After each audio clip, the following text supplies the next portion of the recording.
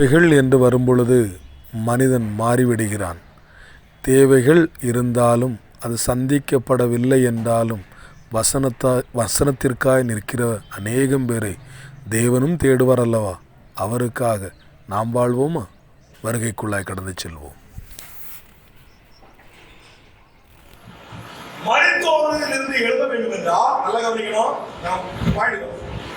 இப்போ இயேசு பக்கத்துல வர்றாரு, பக்கத்து வீட்டுல வர்றாரு, அங்க வர்றாரு, இங்க வர்றாரு. எவன் சொல்ல என்ன சொல்ல நீங்க போவாரு தேவையே கிடையாது. நான் லா சொல்லுவேன். இப்ப நான் பரிசுத்தமா வாழ்ந்து தேவ கட்டளைப்படி நிறைவேற்றி நான் வாழ்ந்த மரித்தேன் என்றால் இயேசு வரும்பொழுது நான் எடுத்துக்கொள்ளப்படுவதா இல்லையா? அப்ப இயேசு பக்கத்துல வந்தாரு, அவன் தூரத்துல வந்தாரு, அவரை போய் நாயா பார்க்கணும்.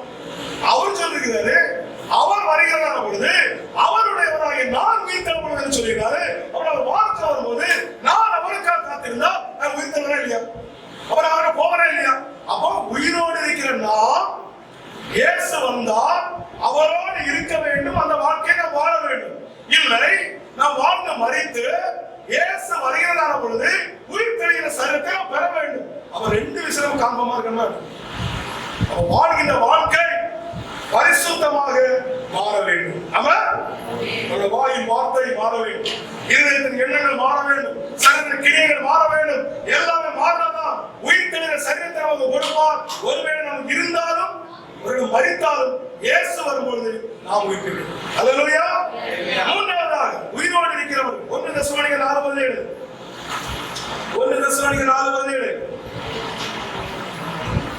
சீரோ உயிரோடு இருக்கும் நாமும் கர்த்தரை எதிர்கொண்டு போக தேவன் மேல் அவருடைய ஆவலத்தில் எடுத்துக்கொள்ளப்பட்டு உயிரோடு இருக்கிற நாம் கர்த்தருக்கு எதிர்கொண்டு போக. பவுல் நினைச்சா அவருடைய காலத்திலே இயேசு வந்துருவாரு.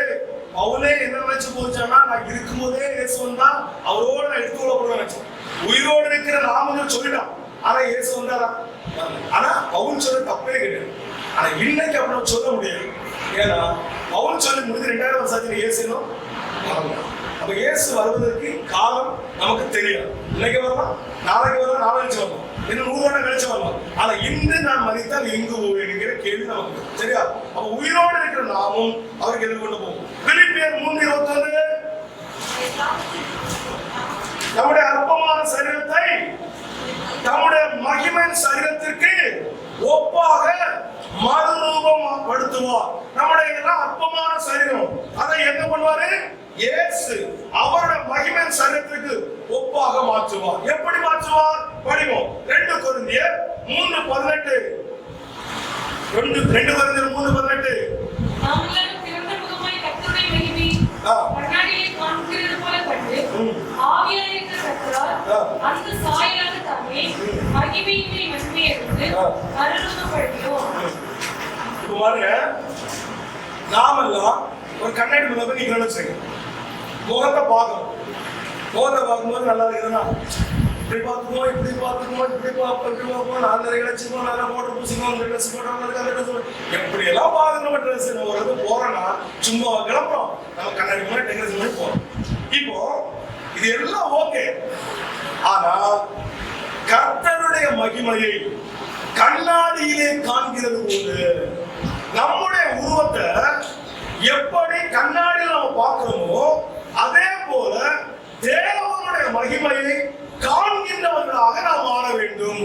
எப்படி மாறணும்னா அவருடைய சாயலை நாம் பெற்றுக்கொள்ள வேண்டும். தெய்வம் அவருடைய சாயலில் ஆதாமை ஏவாளை உண்டாக்கி, ஆதாம் ஏவாளை பிசாசு தன்னுடைய சாயலிலும் அவன் சரி செய்யவில்லை, தனக்கு கீழான தேவர்களை போல மாற்றினான். தேவர்களை போல என்றால் சாத்தானுடைய 2வது 3வது நிலை சாத்தான் தூதர்கள். இந்த தூதர்களை போல ஆதாம் ஏவாளை மாற்றினான். மாற்றான தேவ சாயலை இழந்து அவர்கள் தேவர்களின் சாயலை அடைந்தார். தேவர்களின் சாயல் என்னவென்றால் நன்மை தீமை அறிகிறவர்களாய் மாறினார். தேவ சாயல் என்னவென்றால் நன்மை மட்டுமே அறிந்திருந்தார். 5ஆம் அதிகாரம் 1-2-3 சொல்கிறது. ஆதியாகமம் தெய்வம் ஆதாமை தன்னுடைய சாயல் உண்டாக்கினார். ஆதாம் தன்னுடைய குமார்த்திகளை தன்னுடைய சாயலே பெற்றெடுத்தார். ரொம்ப வேதனையான ஒரு காரியம். முதல் ஜெனரேஷன் மட்டும்தான் தேவ சாயல் இருந்தது. இரண்டாவது ஜெனரேஷன் ஆதாமின் சாயலிலே வந்து. ஆதாம் என்ன சாயலில் இருந்தான்? தேவர்களின் சாயலில் இருந்தான். எல்லாமே அல்லது இயேசுவர் வசனத்தை பெற்றுக் கொண்டவர்கள் தேவர்களுக்கு போல இருக்கிறார் சொல்றா இயேசு. தேவர்களுக்கு நிறைய காரியங்கள். அப்ப நாமெல்லாம் தேவர்களை போல ஆதாமின் சாயலில் இருக்கிறது. நாம் மகிமையின் மேல் மகிமை பெற்று மறுரூப சரீரமாகி கண்ணாடியை பார்க்கிறது போல பூமியிலே தெய்வத்தினுடைய சாயலை வார்த்தையின் மூலமாக நாம் பெற்றுக்கொள்ள வேண்டும். அல்லேலூயா. இந்த வார்த்தையை நம்ம படிக்க படிக்க படிக்க படிக்க இந்த ஜீவன் நமக்குள்ளாக விடுதலையாகி ஒளியாக மாறி நமக்குள்ள இருக்கிற இருளை விரட்டி நம்முடைய இருக்கிற இருளான சாயலை மாற்றி ஒளியுள்ள சாயலாக மாறும். அந்த அளவு படிச்சுட்டே இருக்கும். ஒரு நிறைய பேருக்கு பிரச்சனைனா பைபிள் ஒரு நேரம் படிச்சாங்க, 5 நேரம் படிச்சாங்க, இனி இருக்கீங்க படிக்கணும். நீ எத்தனை நேரம் படிச்சாலும் ஜீவ ரத்தம் தான், அது ஜீவ தண்ணீர் தான், அது ஜீவ அப்பம் தான், அது உனக்கு நித்திய ஜீவனை கொடுப்பது. அந்த ஜீவன் இந்த வசனத்தை தாண்டி எங்கும் எதிலும் கிடைக்காது. நிறைய பேர் சொல்லுவாங்க, பெரிய ஊழியக்காரர் இருந்தா அப்படியே தலை வச்சு ஜெபம் பண்ணிக்கணும். அபிஷேகம் இறங்கி வரோம் வரோம் நிறைய வரும். அவருக்குள்ள இதெல்லாம் இருக்கலாம் இறங்கினா வரோம். நிறைய பேர் தப்பு நினைச்சு போறாங்க. அப்போ ஊழியக்காரன் தலை வைக்கிறதுனால அபிஷேகம் வந்தாலும் எது வந்தாலும் பரலோகத்துக்கு ஒரு நித்திய ஜீவன் வராது. யார் நமக்கா என்ன பண்ணாலும் வராது. எங்க போய் பணத்தை கொடுத்தாலும் வாங்க முடியாது. தெய்வத்துடைய வார்த்தை மட்டும்தான் நித்திய ஜீவனை தரும். கரங்களை தட்டி தேவனை மகிமைப்படுத்துவோம். தேவனுடைய வார்த்தைக்கே மகிமை உண்டாகும். இப்போ 3 விதமான உயிர்த்தெழுதல் 2 வரிசை படித்தோம். 2வது வரிசையில 3 விதமான ஜனங்களுக்கு உயிர்த்தெழுதல் படிச்சோம். ஆனா இவர்கள் எப்படியாக உயிர்த்தெழுவார்? ஒவ்வொரு ஸ்டெப் பை ஸ்டெப் உள்ள போகும். சரியா? இப்போ உயிர்த்தெழுகிற சமயத்திலே 3 விதமான சத்தங்கள் வருகின்றது. 1 தெசலோனிக்கேயர் 4ஆம் அதிகாரம் 16ஆம் வசனம் படிப்போம். சீக்கிரம் வேகமா. ஏனெனில் கர்த்தர் தாமே ஆரவாரத்தோடும் பிரதான தூதனுடைய சத்தத்தோடும் தேவ எக்காளத்தோடும் வானத்திலிருந்து இறங்கி வருவார். அப்பொழுது கிறிஸ்து இப்போ 3 விதமான சத்தத்தோடு இயேசு கிறிஸ்து பரலோகத்திலிருந்து 3வது வானத்திற்கு இறங்கி வருகிறார். என்ன சத்தம் எல்லாம்? 1வதாக ஆரவாரம், 2வதாக பிரதான தூதனுடைய சத்தம், 3வதாக தேவ எக்காளம். இப்போ ஆரவாரம் அந்த சத்தம் புறப்பட்டு என்ன செய்கிறது?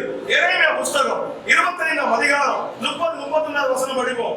ஆதலால் நீ அவர்களுக்கு விரோதமாக இந்த வார்த்தைகளை எல்லாம் தீர்க்கதரிசனமாக உரைத்து அவர்களை நோக்கி கர்த்தர் உயரத்திலிருந்து கெர்ச்சித்து அவர் பரிசுத்த வாசஸ்தலத்திலிருந்து நம்முடைய சத்தத்தை காட்டி நம்முடைய தாக்குதலுக்கு விரோதமாய் கெர்ச்சித்து ஆலையை மிதிக்கிறவர்கள் ஆர்ப்பரிப்பது போல் பூமியினுடைய எல்லா குடிகளுக்கும் விரோதமாக ஆர்ப்பரிப்பார் என்று சொல் என்றார். நல்லா கவனிங்க. சீயோன் மலை பக்கத்துல கோரா புத்திர போறாங்க. கோரா புத்திர சொல்றான், ஏய் மோசே, என்ன வாட்ட மாட்டா ஆண்டவர் பேசுவாரா? எங்கள பேச மாட்டாரா? என்ன நீ மட்டும் பெரிய இவரா? நீ மட்டும் ஊழியக்காரனா? நாங்க கிடையாதா? எங்களை கூட்டு போ, நான் ஆண்டவர்கிட்ட நாங்க பேசுவோம். நீ எல்லாம் என்ன சொல்லாட்ட தேவை, எங்களை ஆண்டவர் சொல்லுவார். இப்ப நிறைய சொல்லிட்டு பைபிள் யாருப்பா நம்ம கற்றுக் கொடுக்கிறது? நமக்கு ஆண்டவரே கற்றுக் கொடுப்பது. அதெல்லாம் நிறைய காரியம் இருக்கு. பவுலெல்லாம் சும்மா வரல. அவன் பல வருடங்கள் கமாலியலிடத்தில் இருந்து பாதத்திலிருந்து வேதாகமத்தை கற்று வந்தான். பழைய ஏற்பாடை கற்று வந்தான். புதிய ஏற்பாட்டில் வரும்பொழுது இயேசுவை முகமுகமாக தரிசிக்கும் பொழுது கண்கூடானவனாகி அனனியா மூலமாக கண் சரியாக்கப்பட்டு 3 வருடங்கள் தேவ சன்னதியில் இருந்து மீண்டுமாக ஆராய்ச்சி செய்தான்.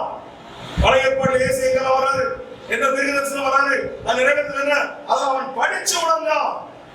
3வதாக பேதுருவிடத்தில் வந்து 3 மாதங்கள் தங்கி இருந்து அதை உறுதிப்படுத்தி கொண்டான். சும்மா வரல போது வாசு வேடைகளை நூதன பிரசங்கங்களை சும்மா பண்ணல, அதுக்கு விலை கொடுத்திருக்கிறான்.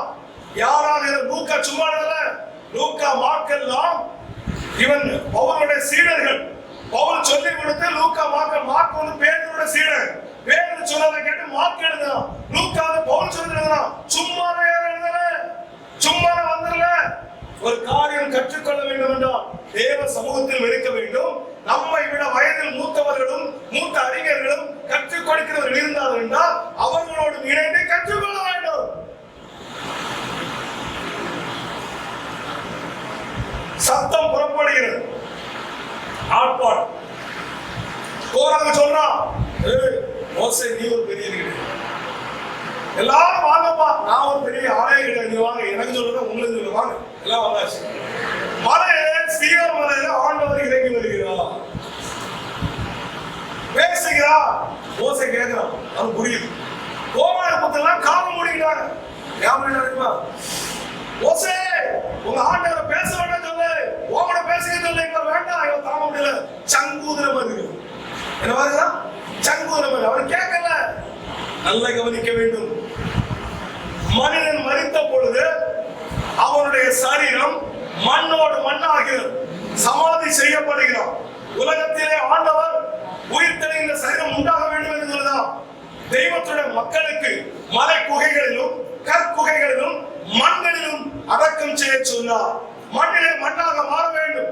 மண்ணான சரீரம் தான் மீண்டும் மண்ணான சரீரமாக உயிர்த்தெழுந்த சரீரமாக வரும். இது பிசாசு அறிந்ததால் தான் அவனுடைய மனத்திலே அந்த சடலத்தை எரிக்க செய்தான்.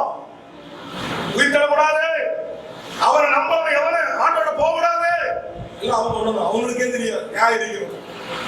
இரண்டாவதாக அவனுடைய மனிதனுடைய ஆத்துமா கடலுக்குள்ளாக சென்று தண்ணீர்களுக்குள்ளாக இணைந்து உள்ளே இருக்கிற பாதாளத்திலே பரிசுத்த பரமேசுக்குள்ளாகவும் நரகத்திற்குள்ளாக சென்று அமர்கிறது. இதைத்தான் இளைப்பாறுதல் என்று சொல்லப்படுகிறது. நிறைய பேருக்கு இளைப்பாறுதல் என்ன தெரியும்? வருத்தப்பட்டு பாரம் சுமக்கிறவர்களை நீங்கள் எல்லோரும் என்னிடத்தில் வாருங்கள், நான் உங்களுக்கு இளைப்பாறுதல் தருகிறேன். கனல் ஸ்பீக்கர் மாதிரி சொல்றாங்க, வருத்தப்பட்டு பாரம் சுமக்கிறவர்களை எல்லோரும் என்னிடத்தில் வாருங்கள். இளைப்பாறுதல் தருகிறது. இளைப்பாறுதல் என்னங்கய்யா? மரிச்சவரும் பரமேஸ்வரன் கொடுக்குறதுங்க இளைப்பாறுதல். எல்லாரும் இளைப்பாறுதல் ஓடுறாங்க.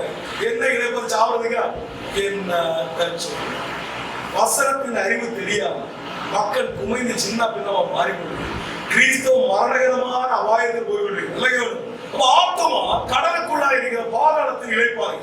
மூன்றாவதாக தேவன் தந்த ஆவி, மனிதனுடைய ஆவி வான மண்டலங்களை தாண்டி காற்றோடு கலந்து பரலோகத்தில் இருக்கிற தேவனுக்கு அமர்கிறது.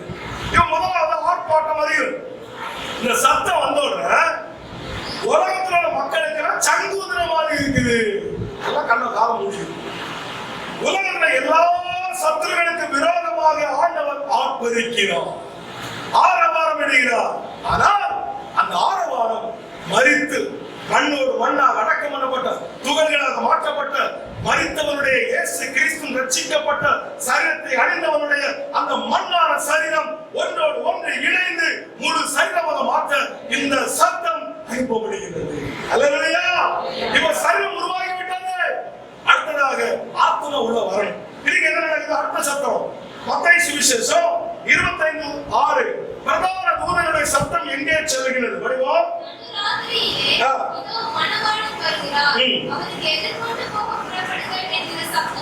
இப்ப நடுராத்திரியில் சத்தம் வருது. என்ன சத்தம் வருது? பாருங்க, நைட் எல்லாம் உறங்காம 12-1 மணி நேரம் படிச்சுக்கிட்டு பேசிக்கிட்டு இருந்துட்டு காலைல 3:30 மணிக்கு கூட எழுப்புவோமா? அசல் எழுப்ப மாட்டோம். அப்ப என்ன பண்றோம்? அலாரம் வைக்கும். நல்லா சத்தமா அலாரம் வச்சுட்டு படுக்கிறது. எழுப்புறோம். டக்கு ஒரு 3:30 வந்த உடனே அந்த அலாரம் சாணி சத்தம் கேட்கும். சத்தம் கேட்ட உடனே நம்ம என்ன பண்றோம்? எழும்பி அதை ஆஃப் பண்ணி வச்சுட்டு திரும்ப தூங்குறோம். அவ்வளவுதான் செய்யணும். இதற்கான திரும்ப வருகிற விதமாக தூங்காமல் என்ன பண்ணணும்? விழித்திருங்க. உங்களதான் விழுகிறேன். நைட்டு அலாரம் வச்சுக்கிட்டு அலாரம் கேட்ட உடனே திரும்ப அடைஞ்சு விடுகிறது இல்லை, எழுப்ப சொல்றாரு. இப்ப ஆண்டோட சத்தம் வருது. என்ன வருகிறது? பாதாளத்திலே பரதேசிலே அங்க இருக்கிற மரண சாலைகளிலே, அங்க இருக்கிற ரூம்களிலே, அங்க இருக்கிற காரியங்களிலே தூங்கிக் கொண்டிருக்கிறதான ஆத்மா பிரதான தூதனாகி இயேசுவின் தூதனுடைய சத்தத்தை கேட்டு அவன் என்னமா சொல்றான்? இதோ மணவாளன் வருகிறார், வாரத்திலே வந்துவிட்டார், அவருக்கு எதிர்கொண்டு போக புறப்படுங்கள், எழுப்புங்க அப்படின்னு ஆத்மாக்குள்ளாக உயிர் போகிறது. அது உயிர் தெழுகின்றது. தூங்கிக் கொண்டிருக்கிற ஆத்மா உயிர் தெழுந்த ஆத்மாவாக மாறி எழும்பி பாதாளத்தை விட்டு புறப்பட்டு மண்ணோடு மண்ணாக இருந்ததான சரீரம் உயிர்ப்பிக்கப்படுகிறது. அதற்குள்ளாக இந்த ஆத்மா சென்றடைந்து சரீரமும் ஆத்மாவும் உயிர்ப்பிக்கப்படுகிறது.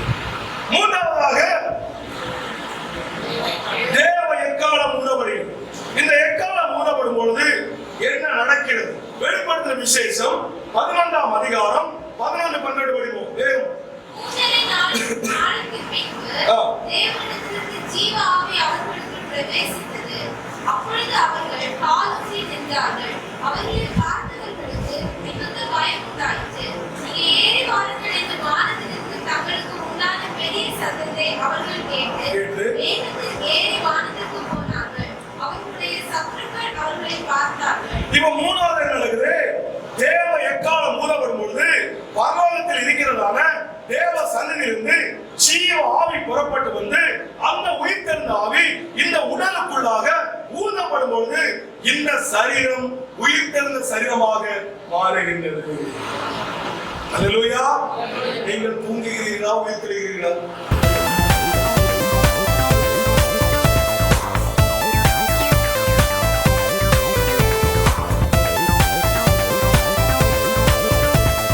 రగిలే జ్వాలను నేనే ఉబికే పూటను నేనే